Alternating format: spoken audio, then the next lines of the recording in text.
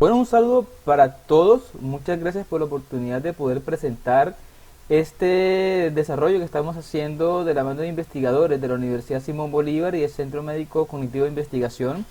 Es un interesante espacio para poder contar lo que estamos haciendo respecto a estrategias que ayuden con la evaluación neuropsicológica teniendo en cuenta el contexto actual de confinamiento y de emergencia sanitaria por el COVID-19. Todo parte de una importante pregunta y es si estamos preparados para la evaluación neuropsicológica por teleconsulta. ¿Y esto por qué? Porque si de por sí ya la evaluación neuropsicológica es difícil cara a cara, ¿cuánto más difícil es entonces cuando hay que hacerlo a través de un medio como por ejemplo las videollamadas? En ese sentido, hemos estado trabajando en desarrollos que permitan superar esta barrera porque lo que actualmente tenemos para hacer la evaluación tiene que ver más con herramientas de tipo lápiz y papel, algunas tantas también que emplean las tecnologías computacionales. Sin embargo, siguen requiriendo de la presencialidad para la evaluación y es algo que pues la situación actual ha llamado a que se trascienda como tal. Entonces, para empezar, vamos a hacer un contexto en el que conversemos qué es esto de la evaluación neuropsicológica. La evaluación neuropsicológica es entonces un conjunto de técnicas de evaluación para explicar con precisión la relación entre el cerebro y la conducta. Básicamente se trata de observar cómo está funcionando el cerebro, qué alteraciones ha tenido el cerebro y cómo estas alteraciones se reflejan en la conducta del paciente, bien sea una alteración que se haya dado por un trastorno en el neurodesarrollo, por una enfermedad neurodegenerativa o por un evento externo como puede ser un accidente cráneoencefálico, un accidente cerebrovascular o un traumatismo como tal en sí mismo. ¿Cuáles son los objetivos en sí de la evaluación neuropsicológica? Pues tenemos varios. Uno es conocer el impacto del daño cerebral sobre la cognición y la personalidad.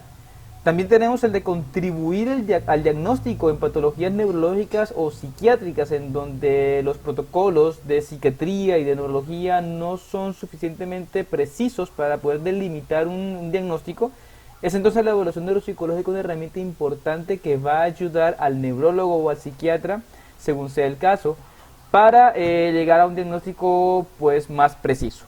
También ayuda a preparar programas de rehabilitación especificando las áreas cerebrales y los aspectos cognitivos que hay que rehabilitar o que hay que estimular. Va a ayudar a la evaluación, va a ayudar pues a la valoración de la evolución del paciente luego de una intervención o de cualquier proceso de tratamiento o rehabilitación. Y pues también hace contribuciones como insumo para las valoraciones periciales y forenses. Entonces son muchas las ventajas que tiene la evaluación neuropsicológica. Es un aporte importante para el cuidado de la salud mental, para la delimitación de diagnósticos y para incluso los peritazgos. Cuando hay este problema de la evaluación por teleconsulta es cuando realmente se hace necesario pensar en qué es lo que hay que hacer ahora. Pero por ahora continuemos. ¿Cómo se hace entonces la evaluación neuropsicológica? Hay realmente dos enfoques. Un enfoque cuantitativo fijo, en donde tenemos protocolos estandarizados, estrictos, muy bien estructurados, son casi libretos, scripts, que la persona, que el profesional tiene que desarrollar paso a paso para poder ejecutar la evaluación. Y también tenemos un enfoque más cualitativo, mucho más flexible, mucho más centrado en el paciente y que va a estar interesado más en conocer la condición que cada paciente trae consigo mismo. El enfoque cuantitativo, por tanto, la evaluación se hace con protocolos fijos y estructurados basados en análisis psicométricos y tiene importantes ventajas.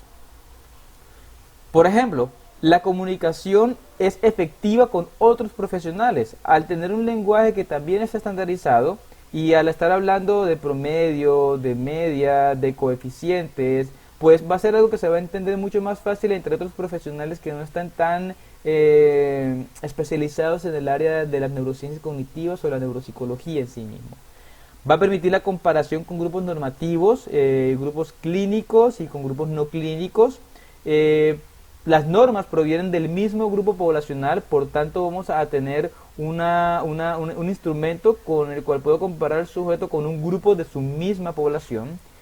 y son objetivamente confiables al partir de paradigmas cuantitativos, empíricos y a partir y al partir pues de las investigaciones y las teorías psicométricas hace que sean objetivamente más confiables. Pero no todos son ventajas, tiene algunas desventajas importantes. Por ejemplo, es muy rígido y eso limita la exploración exhaustiva y espontánea en consulta. O sea que yo tengo un script del cual no me puedo salir, y si me salgo de allí pues ya estoy automáticamente rompiendo el protocolo y afectando este tipo de instrumentos. La estandarización de estos instrumentos es altamente costosa y es por eso que en muchos países de Latinoamérica no tenemos suficientes protocolos de estos, y pues hace que tengamos que echar de la mano mucho de estrategias un poco más cualitativas, y algunas baterías son relativamente ateóricas, no responden a un constructo teórico, sino meramente psicométrico, lo que hace que la explicación del problema cognitivo del paciente sea un poco casi en el aire. Esta tradición es usualmente conocida desde la tradición norteamericana, mucho más psicómetra que otra cosa. Y estos son algunos ejemplos de estos protocolos. Tenemos el WISE 4 o todas las escalas Wechsler, que ya actualmente no solo se usan para evaluar la inteligencia como se hacía en un principio, sino que también se usa mucho en la evaluación neuropsicológica para evaluar funciones. Tenemos el NEPSI 2, ya en su segunda edición, otro ejemplo de un protocolo estructurado muy fijo. Y tenemos el Neuropsy para Latinoamérica, que este que están viendo acá, pues es una versión para México. Estos son ejemplos de baterías fijas basadas en un enfoque cuantitativo de la evaluación neuropsicológica.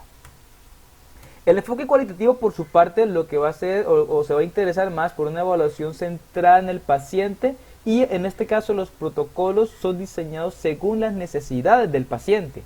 Tenemos entonces, pues por supuesto, algunas ventajas interesantes, como lo son que evita evaluaciones innecesarias que sí ocurren en los protocolos cuantitativos. En este no, en este yo tengo que pues explorar lo que el paciente realmente necesita. Si veo que en él está bien el lenguaje, yo no tengo necesidad de aplicar una batería de lenguaje como tal, sino que voy directamente al problema que tiene el paciente. Ayuda a determinar de manera más clara la naturaleza del déficit en cada paciente en específico. Tiene en cuenta la idiosincrasia de la persona con el daño cerebral. Y es que no es lo mismo evaluar, por ejemplo, a una persona con daño cerebral que siempre ha estado en el contexto de la ciudad, ha tenido una formación académica importante, a evaluar el daño cerebral en una persona del área rural cuyo conocimiento tiene que ver más con el campo. ¿Sí? Es información, es una formación, es una idiosincrasia muy diferente, y en este caso aplicar un protocolo cuantitativo sería un poco riesgoso porque claramente habría más desventajas en la persona que está más en el ámbito rural y cuyo conocimiento viene de ese tipo de contexto. El enfoque cualitativo, por tanto, supera esto. Algunas desventajas importantes de este enfoque están que son altamente proclives al sesgo subjetivo, porque depende mucho de la pericia del clínico, depende mucho de lo que llaman el ojo clínico, ojo en el que tengo que confesar no confío tanto porque se vicia mucho por la autoconfianza que siente el clínico, y llega a un punto en el que pues llega a sentirse, y puede que no sea en todos los casos, puede llegar a sentirse que es un experto y entonces no va a dedicar el mismo esfuerzo que dedicaba en un comienzo cuando no se sentía experto y necesitaba hacer exploraciones más a profundidad. Tiene una alta dependencia del juicio y la pericia del clínico. Va a depender muchísimo de la persona y eso lo hace altamente subjetivo, y puede ocurrir que el diagnóstico de un clínico no sea el mismo que el otro, y pues, y por qué no, podría uno pensar en que hayan diferencias y que esas diferencias no sean ni la una ni la otra, sino una tercera opción. Esa es la principal dificultad y la principal desventaja de los enfoques cualitativos. No permite las comparaciones con otros grupos normativos, con otros trastornos o personas en alteraciones. Como mencionaba hace un momento, va a depender del criterio y del juicio del clínico que está aplicando la evaluación neuropsicológica en este caso. Esta tradición es una tradición más europea, nace con Luria, con Alexander Luria, uno de los padres de la neuropsicología, y con el mismo Goldstein. Algunos ejemplos de estas baterías, que más que baterías, en este caso ya estamos hablando de tareas, porque recordemos que son ejercicios que se van a ajustar a la necesidad del paciente. La batería neuropsicológica de Luria es un claro ejemplo de tareas que se pueden adecuar según las características de cada quien. Tenemos la figura compleja de Rey en este caso para evaluar todo lo que tiene que ver con las habilidades visoconstruccionales y de memoria. Tenemos la prueba de tachado de Toulouse o el Trail Making Test, el TMT, que son tareas específicas que si yo digo, bueno, yo quiero evaluar la atención en un paciente, pues voy a aplicar un TMT y voy a aplicar una prueba de tachado de cuadros de Toulouse. Quiero evaluar habilidades visoconstruccionales porque la alteración de él fue a nivel occipital, por ejemplo, o frontal, entonces voy a evaluar o voy a implementar únicamente la figura compleja de Rey y bueno, en ese sentido lo ajusto a lo que el paciente necesite.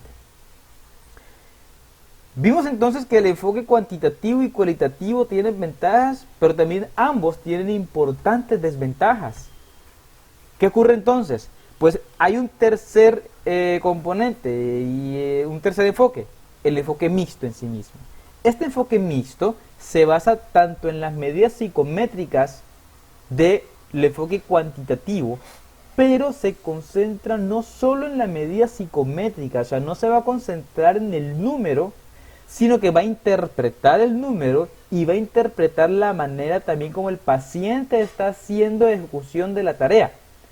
Por tanto, va a triangular ese dato cuantitativo que arrojó la prueba con el desempeño que el paciente tuvo durante la ejecución de la tarea. Y eso lo hace interesante porque de esa manera se logra corroborar la información. He tenido experiencias de pacientes que obtienen un CI muy bajito, límite, ¿sí? 75, 71. Pero cuando yo converso con el paciente, él es completamente funcional. Luego entonces me estoy dando cuenta que probablemente era un asunto más asociado con la actitud del sujeto respecto a la prueba y no tanto con una disfunción cognitiva que si me concentro únicamente en el número va a presentar la falla. Entonces este enfoque mixto trata de trascender eso. ¿Cuáles son las principales características de este enfoque además del que ya mencioné? Tiene en cuenta la medición cuantitativa y la observación clínica por igual. A ambas cosas les da la misma importancia.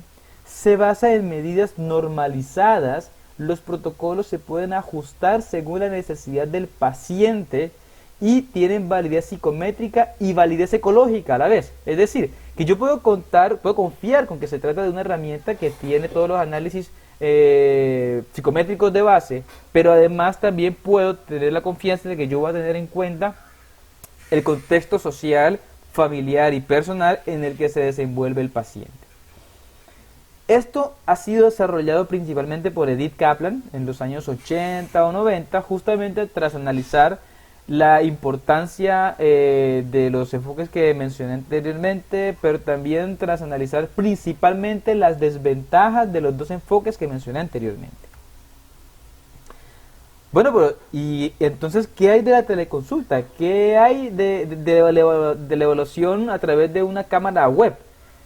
¿Se puede aplicar un enfoque meramente cuantitativo? ¿Se puede hacer cualitativo? ¿Hay manera de hacerlo mixto?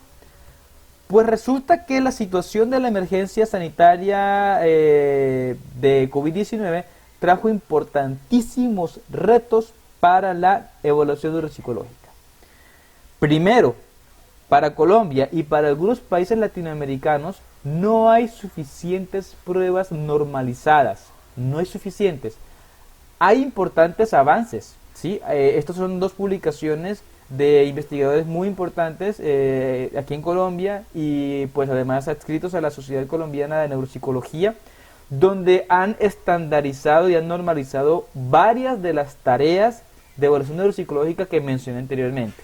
Pero aún así no son suficientes. Esto empezó en el año 2016, 2017 y pues apenas van corridos 3 años. Otro reto importante es la observación clínica se ve limitada por las cámaras web.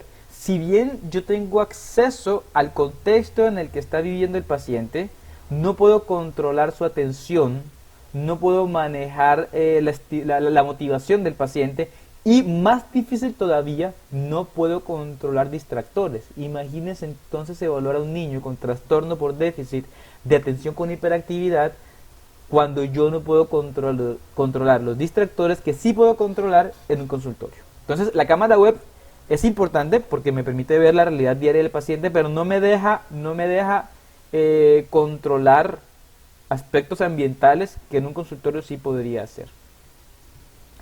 Y no se conocen protocolos y baterías específicamente diseñados para la teleconsulta. Hay avances importantes en Latinoamérica. Creo que entre Uruguay y Argentina se ha hecho un avance interesante con una prueba que se llama Vanedi, que es un protocolo digital de aplicación no necesariamente remota, porque este protocolo, si bien es 100% computacional, o sea, es un protocolo que se puede aplicar a través de una tablet y a través de un computador, va a requerir de todos modos la presencialidad del paciente y del profesional para que se ejecuten las tareas. Entonces, si bien existe, porque así como el Vanedi existen otras pruebas que se han desarrollado experimentalmente para investigación, no son protocolos que estén específicamente diseñados para la teleconsulta. Entonces, en conclusión, no hay protocolos estandarizados y normalizados para la evaluación neuropsicológica por teleconsulta, o hasta el momento no se conocen muy bien. Sí están haciéndose desarrollos, sí están haciendo avances, pero todavía no están divulgados entre la comunidad científica y principalmente no están divulgados en la comunidad general que los puedan implementar en la práctica clínica diaria. Aquí va entonces nuestro trabajo. Nosotros, para empezar, estamos haciendo una adaptación del test de la mirada para la evaluación remota de la cognición social por teleconsulta. Pues estos son algunos datos preliminares. Realmente lo que estamos haciendo es trabajando en un protocolo de evaluación de la cognición social, de la evaluación remota de la cognición social para empezar. Luego de esto ya nos adentraremos a mirar en detalle cómo hacer para poder diseñar protocolos para las evaluaciones de las otras funciones cognitivas. Estamos concentrados principalmente en esta primera fase, en esta primera etapa, en lo que es la evaluación de la cognición social. ¿Cómo lo estamos haciendo? Lo estamos haciendo por fases, ¿sí? Hay una primera fase que tiene que ver con todo lo que es la base o los análisis preliminares psicométricos, pero principalmente los pasos son los siguientes. Primero, hemos de diseñar un protocolo de evaluación remota de la cognición social. Esto comprenderá, por supuesto, varios instrumentos, que son la teoría de la mente básica, instrumentos para FOPA, que es una evaluación de metida de pata también para evaluar teoría de la mente, un inventario de la teoría de la mente y un test de miradas. Esto lo estamos haciendo en dos fases, la fase 1 que tiene que ver con la adaptación y normalización de las pruebas y la fase 2 ya con el diseño propiamente del protocolo, del teleprotocolo y su misma validación. Vamos con el test de miradas, que hay del test de miradas y que estamos en la parte 1. Ya en la primera parte, empezando, pues recordemos, este protocolo está compuesto por diferentes instrumentos, entre ellos está el test de las miradas. En esta primera fase hicimos la validación de este test. El test de miradas es un test en el que el paciente tiene que observar el contorno de los ojos, como lo pueden ver aquí en la presentación.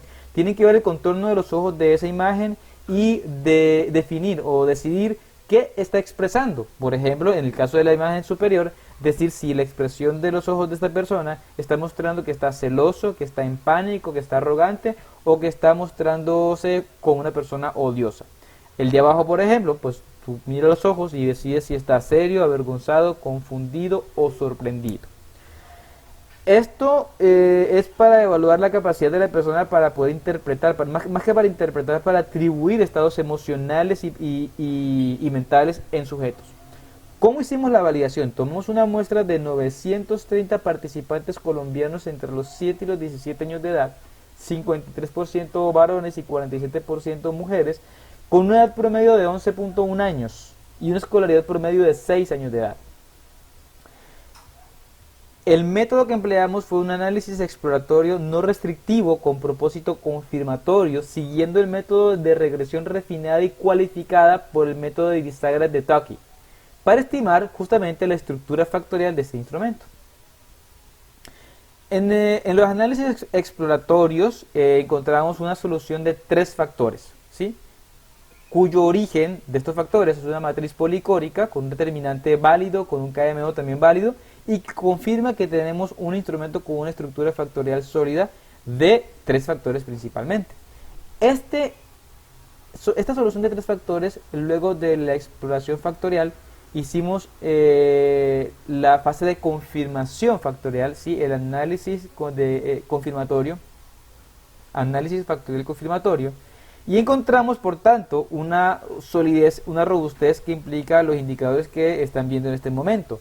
Y que va a agrupar entonces tres grandes componentes en este instrumento: un factor 1 de 15 ítems, un factor 2 y un factor 3. Por el momento no hemos todavía denominado los nombres de los factores. Estamos analizando cuáles son las características cualitativas en común entre cada uno de los 15 ítems, 7 ítems y 6 ítems, pero por el momento lo que sí tenemos es un instrumento sólidamente validado desde una perspectiva psicométrica que da una solución de tres factores. ¿Qué hay de la fase 2? ¿Qué estamos haciendo en la fase 2? Estamos también trabajando en paralelo en el diseño de la aplicación.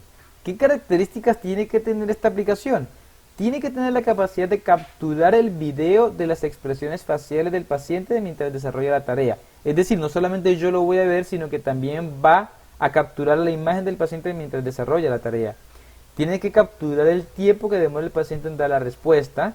Tiene que poder utilizarse en un teléfono inteligente de cualquier gama, gama media, gama baja, pero tiene que ser suficientemente liviano como para que se pueda ejecutar en cualquier teléfono. Pues naturalmente que capture las puntuaciones directas, que haya un dispositivo receptor para orientar al paciente durante la ejecución en el caso de que la aplicación sea sincrónica. Y aquí viene el último punto, que es un instrumento que se podría aplicar tanto sincrónica como asincrónicamente. ¿Qué significa? Sincrónicamente yo voy a estar en directo con el paciente a través de una cámara web, la clásica teleconsulta, y el paciente va a estar ejecutando la tarea mientras yo lo superviso. Pero también tendría una modalidad en la que se puede aplicar asincrónicamente, es decir, no tengo que estar conectado con el paciente, sino que el paciente lo puede hacer desde el propio celular en la aplicación de su teléfono móvil, sin conexión a internet, y los datos se enviarían una vez el teléfono logra una conexión a internet. Esto para superar el problema de que tienen muchas personas de conectividad, especialmente en sectores rurales o en sectores socioeconómicamente bastante vulnerables. Entonces tendría la oportunidad de ser sincrónico y asincrónico como tal. ¿Qué esperamos? ¿Cuáles son nuestras expectativas con esto? Pues lo que viene y en lo que estamos es lo siguiente. Estamos ya estandarizando el resto de las tareas del protocolo, es decir, luego del proceso de la estandarización del test de miradas, vamos a hacerlo también con una batería de teoría de la mente básica, donde vamos a explorar las clásicas tareas de falsa creencia de primer y segundo orden, estandarizar la tarea de FOPA y estandarizar el inventario de la teoría de la mente, el que ustedes pueden leer allí como ITOM. Estamos diseñando o hemos de diseñar el prototipo de la aplicación para ver cómo funciona, y por supuesto tendremos que pasar a validar la aplicación, y más que validar la aplicación, o además de validar la aplicación, validar el protocolo de la aplicación de esta herramienta, porque naturalmente tendrá que tener unas condiciones. Por ejemplo, el teléfono tiene que tener una cámara y el paciente o el sujeto siempre va a tener que estar teniendo el teléfono enfocando la cámara frontal, enfocando su rostro, por ejemplo, para que capture las emociones. Algunos requisitos básicos de capacidad de memoria en el teléfono, o si el paciente requiere una compañía de un adulto o de un cuidador para poder ejecutar como tal el ejercicio. Eso es lo que esperamos para que eso se dé de esa manera. ¿Qué ventajas entonces tendría esto? Pues por supuesto va a tomar lo mejor de los enfoques cualitativo y cuantitativo, va a estar muy en la línea de los enfoques mixtos de evaluación neuropsicológica, va a permitir una evaluación sincrónica o asincrónica como lo expliqué hace un momento. Va a partir de test validados para la población colombiana, y esperamos que luego podamos trascender a validarlo en otras poblaciones de otros países de Latinoamérica, pero podríamos tener ya una validación colombiana donde nuestros pacientes estarían siendo evaluados con normas propias, con normas locales mucho más precisas cuantitativamente. La observación cualitativa sería completamente viable. Uno podría ver el desempeño del paciente durante la ejecución de la tarea en el caso de la evaluación sincrónica y también en la asincrónica, porque recuerden que la idea es que esta aplicación pueda capturar las expresiones del paciente mientras se ejecuta la tarea o capturar como tal el desempeño de la tarea del paciente en sí mismo. Son test que se van a ajustar a las necesidades de cada paciente, ¿sí? No iría a ser pues que tengo que aplicar las 4 tareas porque si no, no tengo la puntuación que necesito, sino que yo puedo decidir cuál de las tareas aplicar dependiendo de la edad del paciente, dependiendo de las características y de las condiciones clínicas del paciente. Y va a requerir tecnología básica. Como les decía, un teléfono inteligente sí o sí, pero de cualquier gama. No va a hacer falta tener un teléfono de última tecnología porque la idea es que esto pueda llegar a manos de casi cualquier persona para que pueda también lograr el servicio. Como lo mencioné en un principio, esto no solamente se trata de superar las barreras del confinamiento y de todo este problema de salud que tenemos actualmente, sino de también superar las barreras socioeconómicas. Y una persona que está en un pueblo muy lejos de la ciudad central del departamento, un área rural, pues no tenga que desplazarse y esta familia no tenga que gastar recursos para poder llegar hasta la ciudad capital y esperar un tiempo y pues recibir su consulta, sino que lo puede hacer desde la distancia, disminuyendo los costos tanto para el paciente como para el mismo profesional que está prestando el servicio y la empresa que está detrás de él. Es un poco lo que les quería contar. Por lo pronto estamos en construcción. Muchísimas gracias por estar acá. Muchísimas gracias por escuchar esta presentación. Voy a quedar muy a la orden de lo que se necesite. No escribí mi correo, no alcancé a hacerlo, pero es wpinedalucema@gmail.com para cualquier información que quieran complementar, para cualquier dato que quieran pedir. Tenemos algunas publicaciones hechas sobre el tema, sería muy interesante que las pudieran revisar.